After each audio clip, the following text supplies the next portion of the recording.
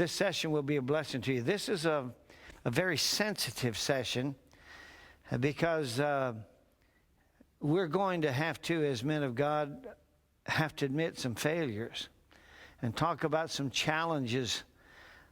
But I think most of us, if not all of us, would agree we've probably learned more from our failures than our successes. Would you agree? Sure, yes. So let's begin with this, guys. How do you stay for the long haul? Was quitting ever an option? Put a little different spin on it. I didn't want to quit the ministry. I wanted to quit the church.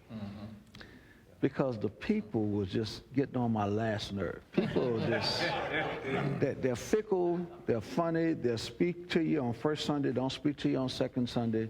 They smile with you on third Sunday, don't smile with you on fourth Sunday. They love your sermon on one week, they hate your sermon the next week.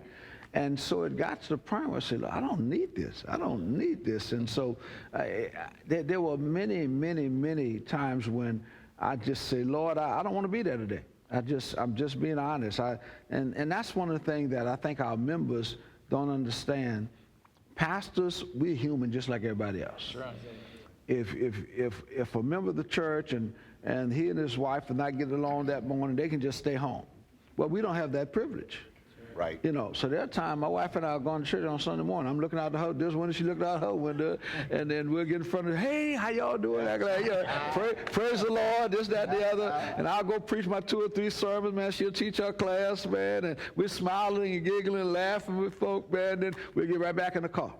That's the devil, man. That's the enemy. And so we're human. And so a lot of time, because we're human and we know we're doing our best for people, we're trying to love them. We're trying to do all we can for them, but they can be mean. They can be hateful. They can be that. So I didn't think about quitting the ministry, but there were times I wanted to quit the church.